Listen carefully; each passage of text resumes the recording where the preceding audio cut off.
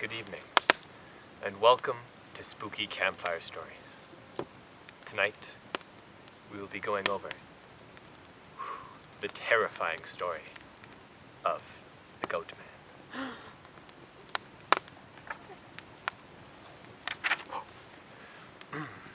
It begins many years ago, back when there was the gold rush in the Rocky Mountains of Canada, the border of Alberta and BC. Many people moved there, traveled there, in seek of riches, in seek of gold, in hopes that they could make a fortune through mining. But unfortunately, we know better, and there really was not gold in the hills. Not enough, anyway. And although many little mining towns populated the mountains for a while, they were soon abandoned, as everyone realized how fruitless their efforts were. However, there is one town that was still able to survive. Not thrive, but survive. It was close enough to one of the larger cities that it was able to stay afloat. And the people that lived there enjoyed their quiet life in the mountains. One day, a young man moved into a house on the edge of town. It wasn't often that anybody would move into a place like that, and it came as quite a surprise, although it was probably due to how cheap the run-down house was. However, this young man did not take time to greet his neighbors and be a part of the community. He simply stayed in the old run-down house on the edge of town, lived as a recluse, ignoring the rest of the world. He became known as the kind of man where, during Halloween, kids would knock on the door and run away screaming, and nobody really knew what was going on inside the house, and nobody really dared to inspect or talk to this young man, for fear that something suspicious could be happening.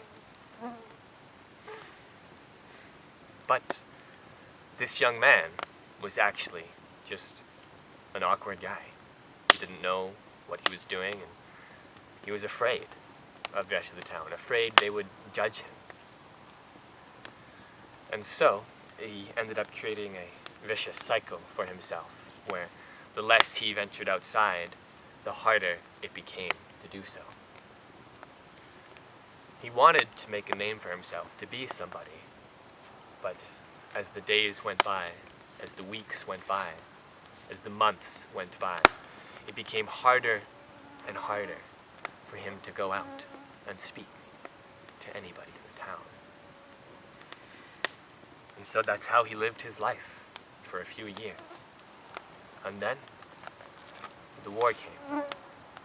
And Canada was conscripting as many young men as they could to go across the sea and fight for the good of the world. It was a just cause, it was a right cause, it was a noble cause. And this young man who lived on the edge of an old mining town thought to himself, I could make a name for myself there. I could be somebody. And that's what he did. He signed up. He went to train, and soon enough, he was shipped off to battle. Now, war does a lot of things to people. It changes them. Usually in terrible ways. The act of taking another man's life is not something to be taken lightly. It's tough on the body, and it's tough on the mind. But this young man seemed to have no such difficulty. No remorse, even. In the heat of battle, he didn't bat an eye. He fired his guns, he lobbed his grenades, and it didn't matter who was on the other side. What showed up as courage and strength on the battlefield quickly let him climb the ranks become a somebody. He had people who respected him. And soon, he finally made a name for himself. He made friends. But, as you all know, the war ended. We won. Thank goodness. But then all these young men who had fought are suddenly shipped back home.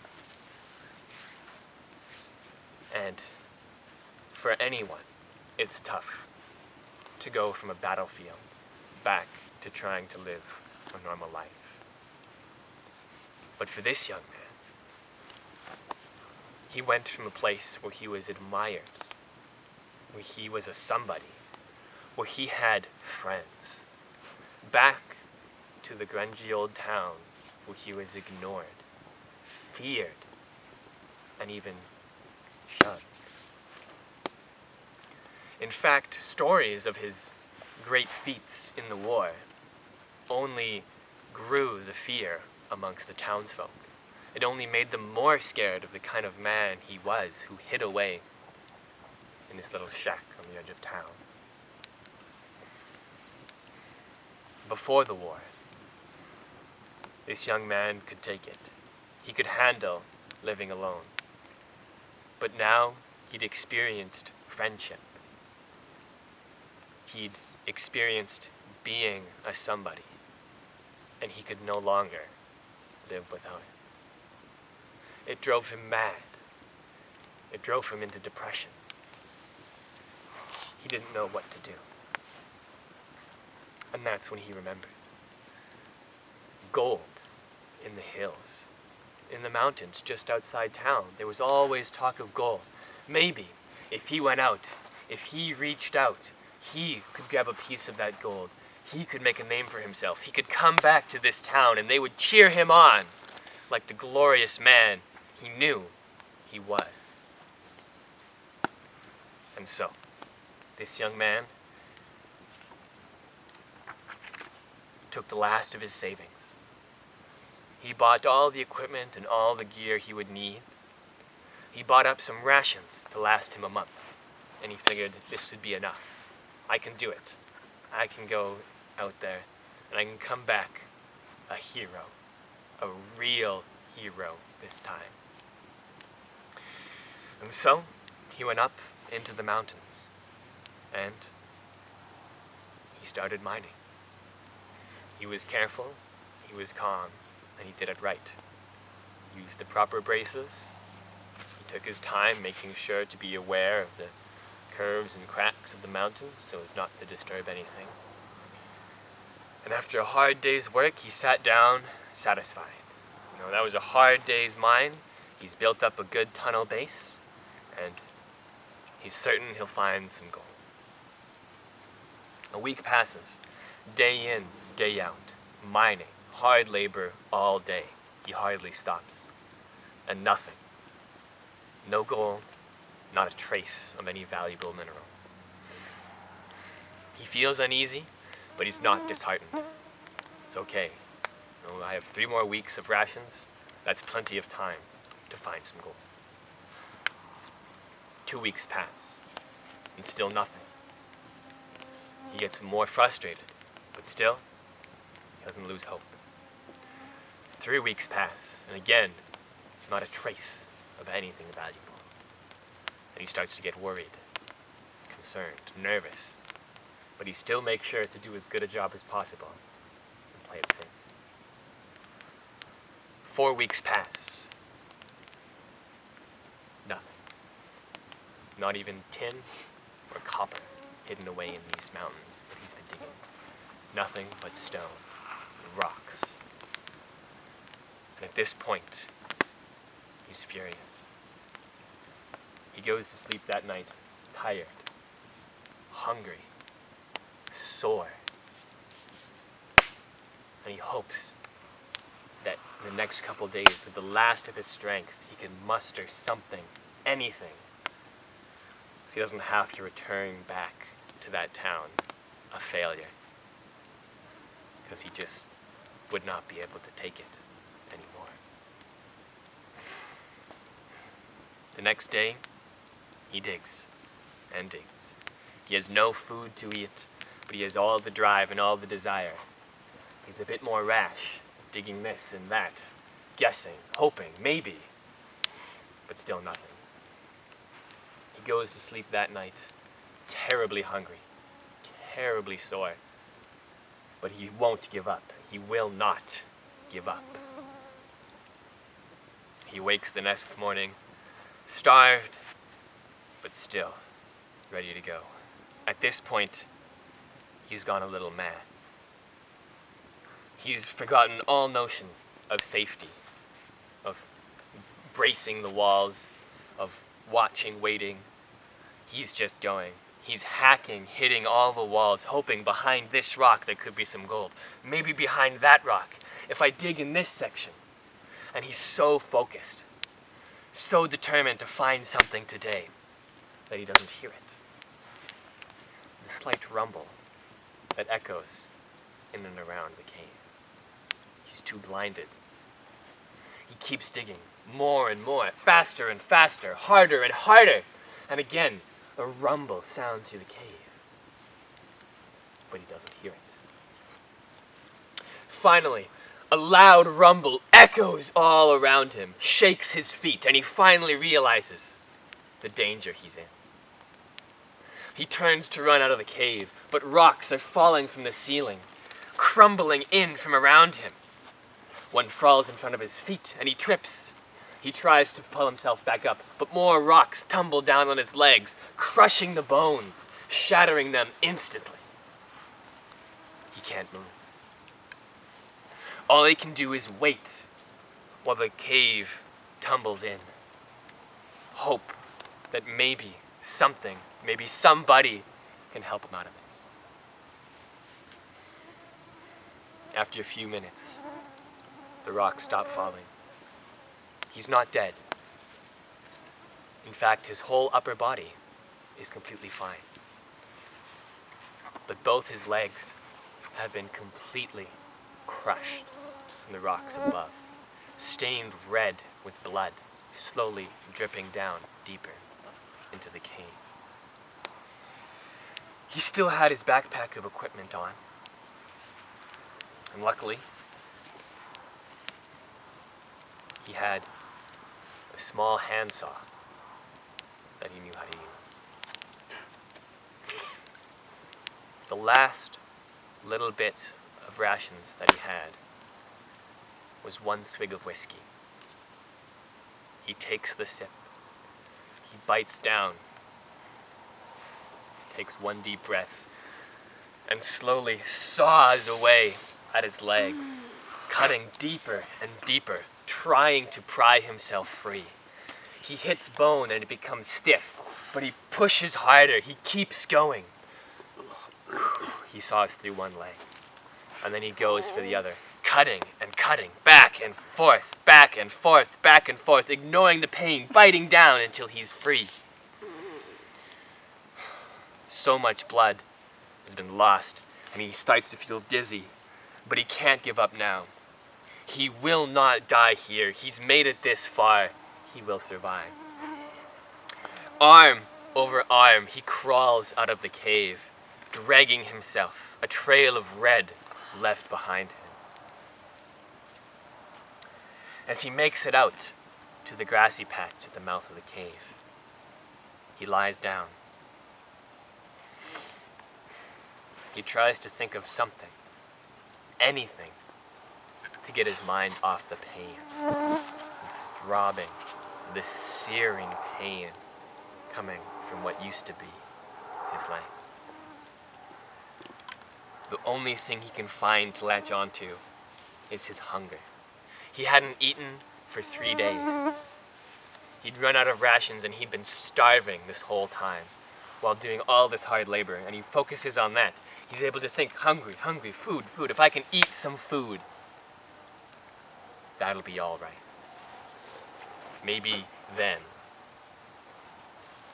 I can pass on. He looks around and he sees a goat grazing on the grass. just beside him.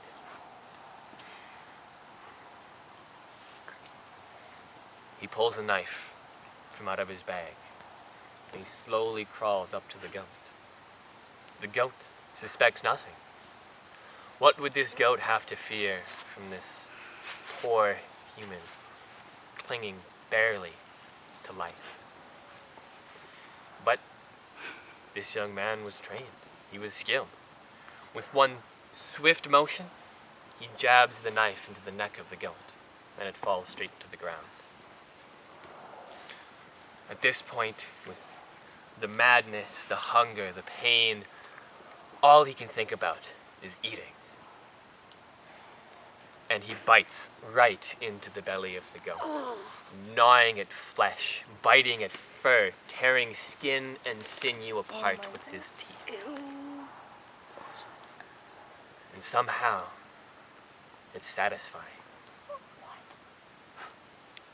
The raw meat has given him something to focus on, to think about, to distract himself from the unimaginable pain that he's in. And so he just keeps eating and chewing and biting away, blood spilling everywhere, whether it's his or the goat's, it doesn't matter.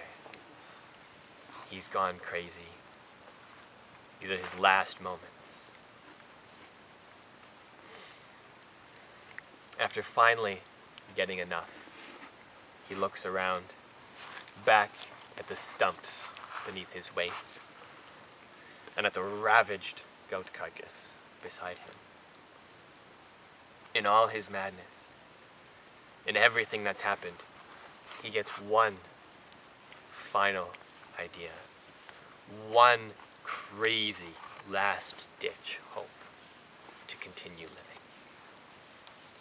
He sees a pair of two good goat legs and looks back at his own stumps. Inside his pack, he had an emergency sewing kit. He pulls it out. He saws off the goat legs, pulls them up to his own, threads the little needle, and stitch by stitch, he sews these goat legs onto his own. He sews the legs of a wild animal onto himself in hopes that he can continue going on. And as he does this, somehow, by some miracle, it seems to work. And the madness that he suffered in all his years, the shame, the shunning from the town, the disrespect that he's felt, the inability to prove himself, to go out there and do anything, all comes rushing back. And as his blood mixes with that of a wild animal, he becomes crazier, wilder than ever before. At this point, he's no longer a young man. At this point, he is a monster. That night, the town was quiet. It was a small town. Everybody knew everyone. And so, there was no reason to even lock your doors. There was so much trust in that community. But that fateful night, this thing came down from the mountains and approached the house of a young couple. And this young couple recently had started a family. They had a young 3-year-old daughter, and they were so happy to be living the life out in the mountains. And while everyone was fast asleep, the door creaked open. If you were there, you could hear a faint clop, clop, clop up the stairs. And you'd be able to see the nightlight from the child's bedroom eke out into the hallway as the door was opened. And this thing crept inside, walked over to the bed, stood above this little girl, reached over to the dresser, opened it up, and then the Goatman took one sock from each pair. What a monster!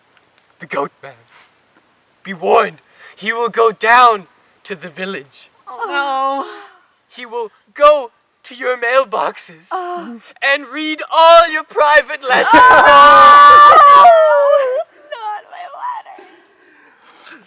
Be warned, lock your refrigerators, for the Goatman will go inside and eat all your cabbages. No. Not the cabbage! No! But alas, I have one final warning for you all. No. This is gonna be the worst one. Parents, keep close watch over your children, for the Goatman will take them up to his mountain and build their self-esteem.